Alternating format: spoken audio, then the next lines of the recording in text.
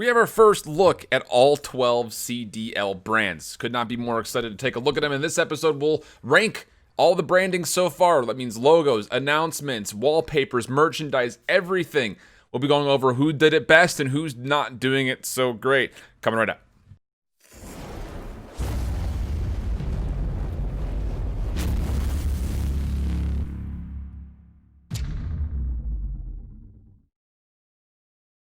COD fans, welcome back. Good to see you guys. IHOLDSHIFT. Now, again, technically, we're still waiting for Paris to officially reveal their logo, but it's one of the worst kept secrets since the CDL came around. We know what it's going to look like. It's been leaked more times than I care to count. And like I mentioned in the intro, while we're looking at each of these brands, we'll be taking a look not only at the logo, but how it was revealed, as well as everything else that comes with it. We're looking at branding as a whole, not just logos, because that would be a totally different game. So let's start things off by going down to the very bottom. This is not a surprise. Los Angeles Gorillaz has to be the worst one there. Not just because their logo is very flat, minimalistic, and kind of looks like something out of the Spider-Verse, but the hoods up hashtag is just kind of okay. Their announcement was literally just a logo that got leaked, and honestly, most people thought that that graphic was fake. We didn't even know the Twitter was real until it was officially pushed by the LA Gladiators account. They've posted a total of 3 times on their Twitter. So far, this is absolutely not it. We've seen the Aches reveal, which honestly was done relatively okay. It was still very script-ish and kind of, not really feeling authentic, but yeah. There's going to have to be a big uphaul here for the Gorillaz to get out of the bottom of the dumpster, in my opinion. It's just not doing it for me. I mean, the text for Los Angeles and the Los Angeles Gorillaz, I literally could recreate that in less than 60 seconds. It is a free font that is just not even stylized at all. Not really doing it for me whatsoever. In the 11th spot, I've got Toronto here, and honestly, it's simply because the logo's flat. I don't really know what it is. I've been told it's supposed to be some kind of a squirrel that's indigenous to Toronto, but I don't really see it, let alone the fact that it's just purple and white. That's all we get so far. And outside of that, their announcement video, I did a video on it when they revealed their brand, and I'm still not really sure how I feel about it. I mean, if they're going to try to be like the meme lords of the CDL, then go for it. Get all the power to you, but it takes a very certain type of branding and style to follow to really pull that off. I mean, hashtag so ultra, I'm not really feeling it so far. They do have merch up. You can get merch that tells you that you are ultra as f***, which I'm not really sure about that either. It seems to be a very in-your-face brand, while at the same time being very, we're happy to be here. I don't know how I feel about it. I will say, though, overall, that I'm not enjoying it. The logo is just kind of okay. The announcement was just kind of okay, and the branding is just kind of okay. In the 10th spot, I've got the LA Optic, mostly because the brand was already there.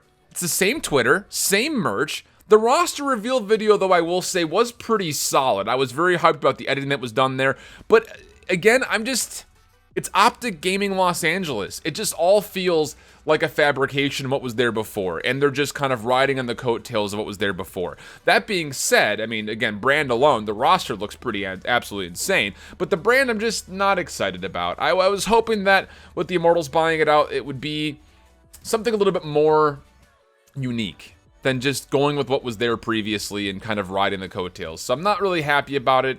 It's not bad. It's just, announcement-wise, logo-wise, branding-wise, it was just kind of okay. And the 9th spot, I do actually have the unconfirmed Paris spot. The only reason why it is as low as it is, it honestly comes down to the fact that we don't know exactly what they're going to be pushing for a style, simply due to the fact that they haven't technically released their reveal yet. But that being said, my biggest thing about this Paris logo that I don't really enjoy is the fact that it just feels way too similar to the Paris Eternal logo. Now, I know what you're going to say, the Eternal, it's supposed to be a rooster. Nick from COD Gamepedia is going to have his neck out in the comment section about this, but it is literally, the rooster is stylized in the fashion of fleur-de-lis, which is exactly what this logo is. It's the same color scheme, same stylistic stuff. It wasn't as original as I was hoping for. But that being said, it is very clean, and I also really enjoy the logo as a whole. It just comes down to what are they going to do with their branding and their announcement. I will say that the Paris Eternal, I would say out of all of the Overwatch League teams, well, maybe not all, but a majority of the Overwatch League teams, they sit in the bottom third as far as how they've done as far as branding and stuff like that. So we'll see exactly what goes down with Paris. The logo itself is clean, but again, I was hoping for something more unique when it came to at least the color scheme, if you're going to at least go off the same fleur-de-lis imagery that's already there based on what we saw from the Eternal. In the 8th spot, I've got the Atlanta FaZe here, and the logo is actually growing on me. Now, it feels too forced to be just two letters next to each other, and that's what I initially thought. There's probably some stylistic ways you could have incorporated the A into the F a little bit better, but every time I see it on a piece of merchandise, I really like it a lot. More importantly, their announcement video, probably the best announcement video that we've had as far as roster and brand reveals so far. Absolutely insane. I had goosebumps. The hairs are rising on it. It was exciting. It was thrilling. And I think that what they're going to be able to do with their brand style is going to be something pretty special. I'm very excited about it. The logo is a little bit too flat for me, I guess, is at the end of the day why I have them as low as I do. But I think that we're going to see them really kind of push their Twitter style, and what they do overall for announcements and reveal videos is going to be pretty high level. I'm very excited about it. The video, like I said, was incredible. Very excited to see what they have to do, but I'm hoping that they come up with some more stylistic, like alternate logos and things like that, not just using the A and the F, because it's a little bit too simple for my taste. In the 7th spot, now again, this is a little more biased for me, I think, more than anything else. Chicago Huntsman, I have here in the 7th spot. The logo itself is not that bad. The announcement, though, I cannot be happy about, because there was literally no reveal. As much hype as we were getting from Hex and the rest of Chicago as far as this is going to be one of the cleanest logos out there, it's going to be an awesome brand reveal, it got leaked in the shop, and then they just kind of went with it, and there was no reveal video. So I'm very disappointed about that. Also, somebody who grew up in Chicago, near Chicago, the Huntsman and these color schemes have really no basis around Chicago at all. The only thing Chicago related in this brand is the 4 stars, which unless you live in Chicago or know about Chicago, you probably don't even recognize it. I was hoping for that sky blue and royal red and white kind of coming through. I wanted to see them really play to the homage of Chicago, especially from someone like Hex who grew up in Chicago. I was hoping for something a little bit more iconic. I mean, I've said this before, I'll say it again. I could go and talk to people from high school that I knew who lived in Chicagoland area their entire lives, and I can maybe count 2 or 3 people who have ever been hunting, let alone go on a regular basis. The Huntsman, I get it, like the Bulls are nothing Chicago, Bears are nothing Chicago, Blackhawks, well, I guess technically are a little bit because of the Native American Association, but the other 2 are not necessarily Chicago related. You don't have to be Chicago shift. Stop, bolstering it up. It's not doing it for me. I wanted there to be something more iconic Chicago involved with it. That being said, though, the logo is pretty well depth. I like the branding when it comes to how much depth there is, and they also already have a little bit of an alternate logo kind of already pinned up with taking the text from below to putting it in the logo, which when you see the full spread side by side, it actually makes the Chicago logo stand out because it isn't just small little lettering, big brand like everybody else that we've seen so far. So for that being said, Chicago is doing some things right, and I have to imagine that their Twitter styles are going to be pretty incredible when it comes down to them actually getting this brand fully out.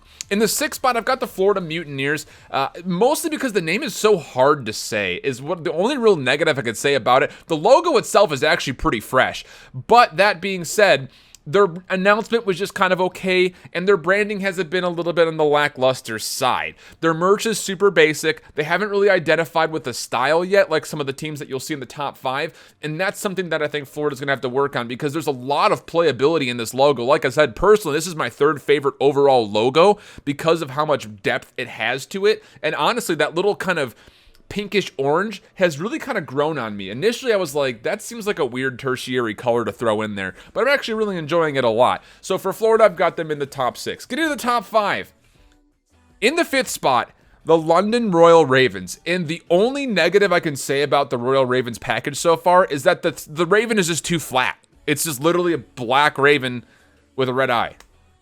Not really enjoying that. However, their announcement video, 6 royal ravens and 1 spare watch over the Tower of London, and with them goes the fate of Britain.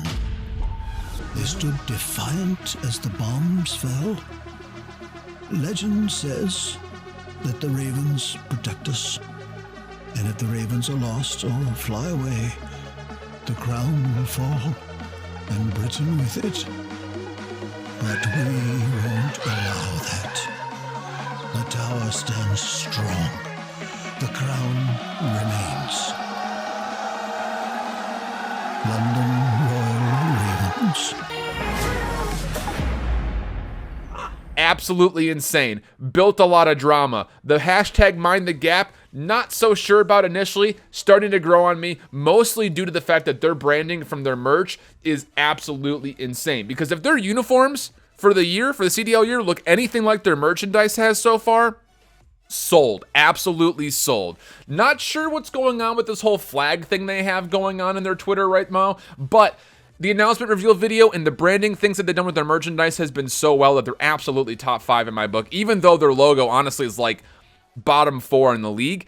Everything else they're doing is absolutely incredible so far. In my 4th spot, the Minnesota Rocker.